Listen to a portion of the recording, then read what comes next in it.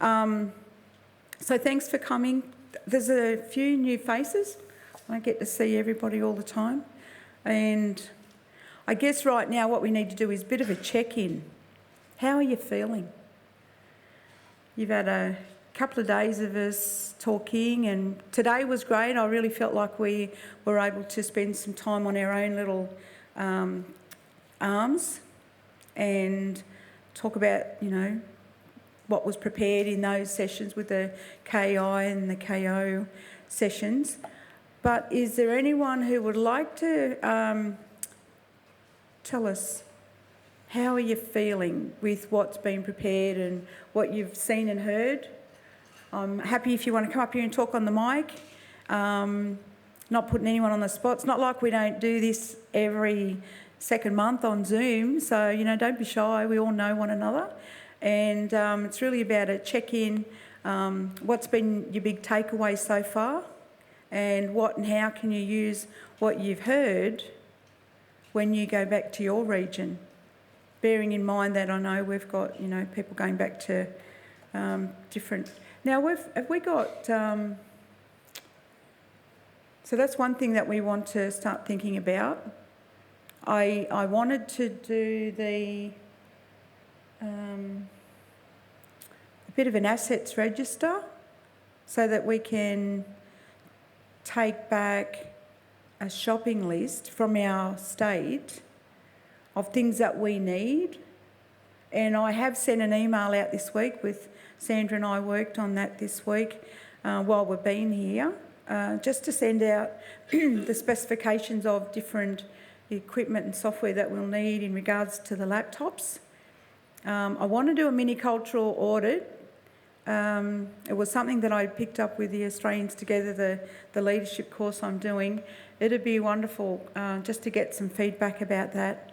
And then we'll get John to give a session on clearances, where we're up to there, and wrap up in prayer. So I know we've only got an hour, and of course we got away a little bit late.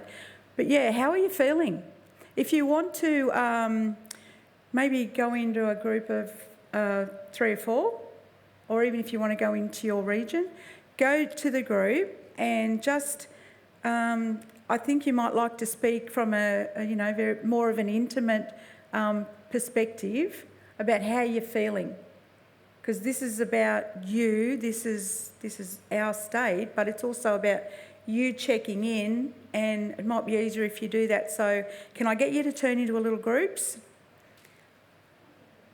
The check-in, it's up on the board. What's been your big takeaway so far? And what do you think you can use when you go back to your regions?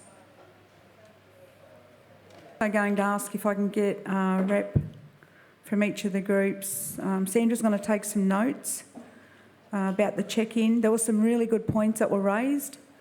And I'm going to call on John Hale's group to start, to give us a little bit of feedback on what you covered there, your check-in, what's your big takeaway so far, and what and how can you use what you've heard here to take back to your region.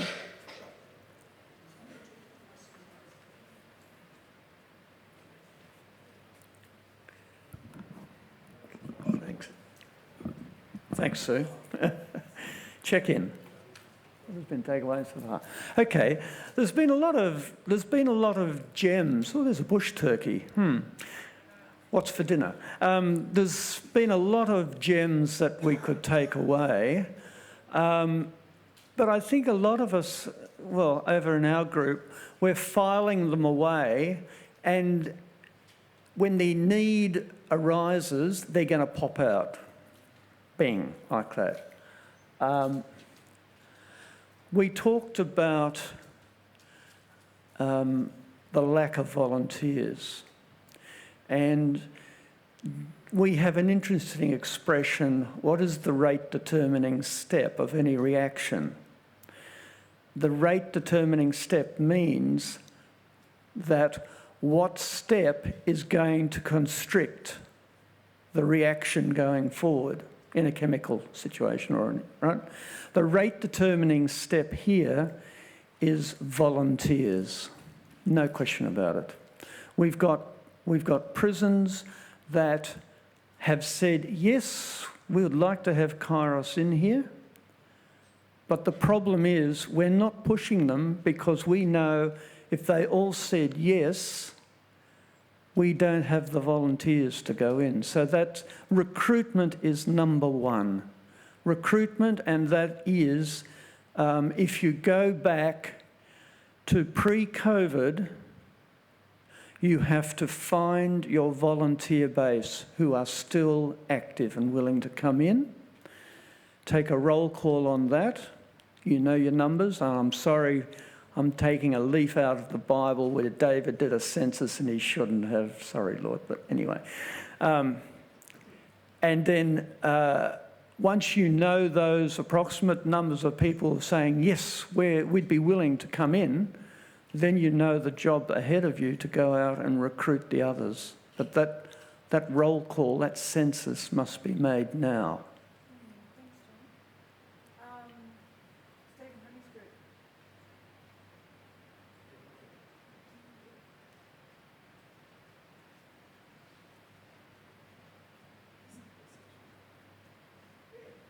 I actually took notes.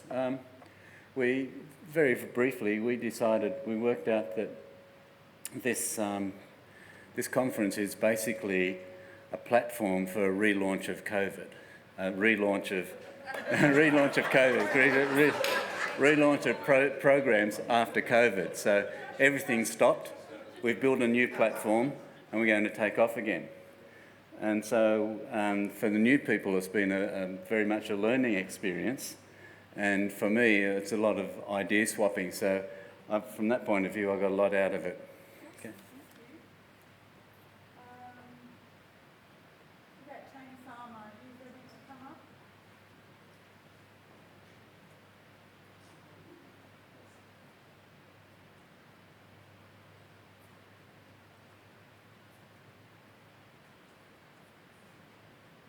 Hello there.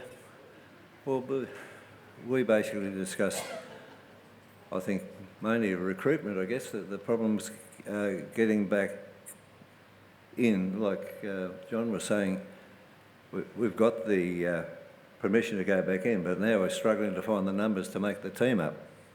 And so it's going to be a big issue, I think, for probably all the regions. And that's where we're at. And we're also talking about the problems they're having with is it the Frank Baxter Centre? That would seem to dominate our talk. The speed of the microphone, so it's being recorded as well. Well, it's bouncing back in my ears. I'm just saying, we did talk about the, is it Frank Baxter, the juvenile part, the problems they're having there, trying to get in and have a course, and the fact that their courses are can't be run to the American model, and that seemed to dominate a lot of our talk. Okay.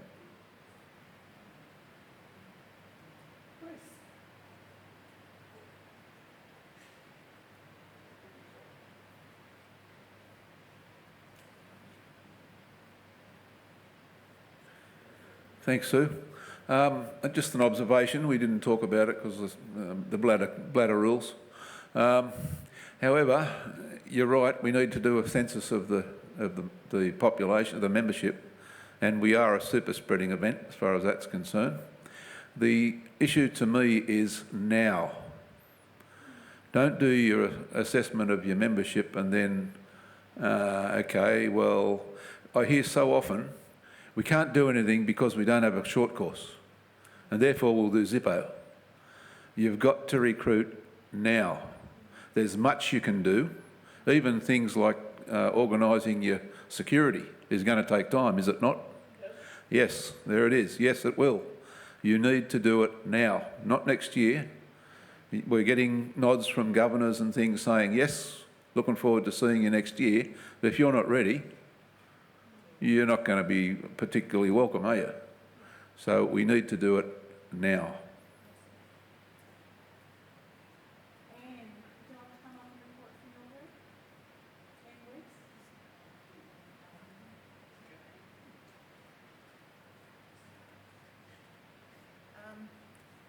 We had one member who's her first conference and my second, and another one who's her umpteenth. So we had, it was kind of, this conference has kind of been what we've been expected, a mixture of lots of talk and lots of input, trying to remember it all, and then just really enjoyed last night with the testimonies and the short devotions and short presentations. I can't remember what else we said. So. Did you get to what and how you can take what you've learned from here back to your region?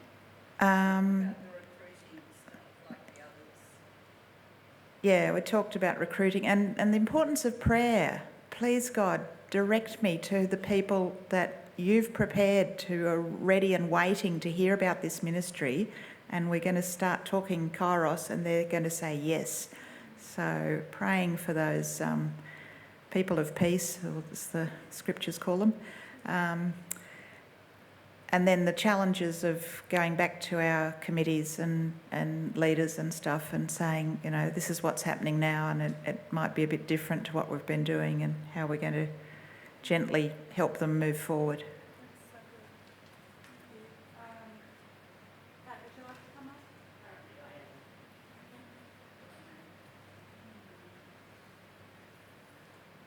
We never discussed who was coming up. So I just got volunteered. We had a group of 3. We didn't take any notes, so this is completely off the top of my head. Some of the things we talked about from these few days was there was a lot of information, and for some people they felt maybe they maybe needed a little bit more time to reflect on the information that they heard. We also discussed the fact that for some of us who are on committees or chairs of committees, it's been good in the sense that a lot of the stuff you read on occasional newsletters or board reports, that you can so easily sort of read it, but it's a bit removed from you when you read it at home. That these few days have really fleshed that out and made it more concrete. So that was a positive thing. Can't quite think of what else we talked about. What's the questions? Are they on that screen over there? Oh, yeah. The other thing that came out was that it's been encouraging because everyone here has a real heart for Kairos, and that people will hear the message. And the other thing that was said, it's good to share with each other, because for some of us, you know, you think you've got issues and challenges, but yet you've come to appreciate all the positives and benefits that you actually do have when you hear other people's stories and the challenges that they're having. So what can we take back? Information, I guess, encouragement, enthusiasm. We all go back to different situations. For us, me personally, and for those of us from Emu Plains, we don't know what we're going back to. So that's a whole different thing. Even though we might be enthusiastic, we haven't really got anything concrete to go back to at the moment. So therefore, yeah, so I think that's sort of what we talked about. Thanks. Thank you. Now, were Annie and Pauline in a group? Yeah, there was a couple of others there. Okay. So you were in a group, so have you reported back? Would you like to come and do that?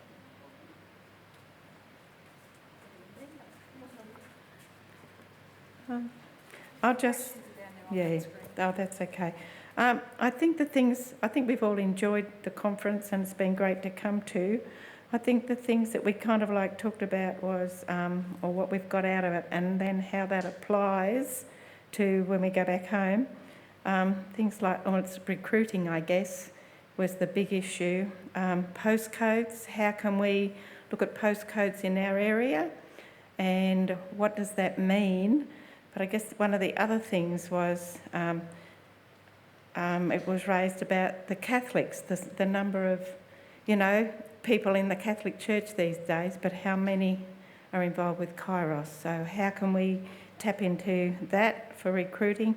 But how does that also apply to other denominations in our areas? And what churches haven't we been to? So it's basically was recruiting and stuff, but it's been a great conference. It's been good to come. Thank you.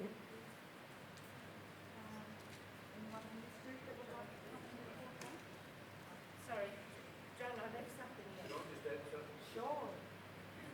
Sorry. I just want to say that, well, firstly, the conference, I've been to a lot of conferences over the years, and you know, you go and there's an agenda and all the rest of that, and it never seems to go anywhere.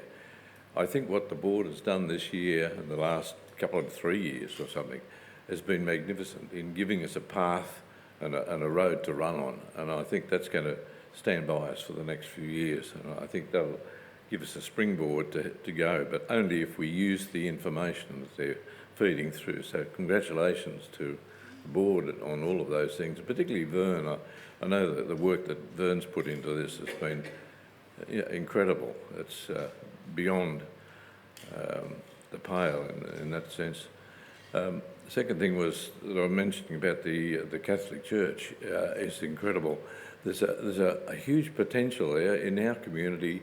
We used to get maybe one or two, but we never plugged into them. But now, with the guy that we heard in that last session, that Bruce, I think, was it Bruce? No, it was the other guy on the video, and forget his name. Was it? Yeah, Tony Hoban. Yeah, I think we'll get in touch with him and see if we can come back down through the bishop to get to some of the local churches, which would be great. But the other thing I wanted to actually mention, I've got a son-in-law who's just joined Corrective Services as a, well, he's working for himself, but he's hooked into them, and I'm starting to get a bit of feedback on how intense they are about improving recidivism, and they are really intent on trying to overcome the recidivism that's occurring, and they're putting quite a bit of money towards it and also a lot of resources. So that points largely in our direction because we're part of that system to change these, you know, the inmates, and so there's a lot of hope there, and I'm hoping that I can, and I know Vern is also trying to plug into this to see where we can take it in the future. So. Yes, this is the last group to report. Thinking about the questions, and then we can move on to the other two, which, you know, we want to try and watch the time. We've only got an hour, unfortunately, and I still want to get John Hale up to talk about the clearances. I don't think we got the questions, but anyway, we spent our time talking about Frank Baxter, and it was announced at the beginning of the conference that Frank Baxter really doesn't fulfil Kairos's requirements these days. So the reasons being that the handbook is too difficult for the boys, and it's above their heads. As you know, there's been riots at Frank Baxter. So what's happened is that the whole detention centre has ruled that no talk can go for more than about 6 to 10 minutes because the boys are very much affected by drugs. They're younger, and if they become restless, then you have a riot on your hands. So they're the problems. KMI have ruled that nothing can change. You must have quarter-hour talks, etc., etc. So what we're asking is for the board to consider these matters, whether we continue with our journey program. We're looking at the ideas that come out of South Australia, and they've started up a new organisation called Spark and taken the basis of the handbook and created talks. So we'd be very interested in looking at that, but we'd like to refer all these matters to the board. Thank you.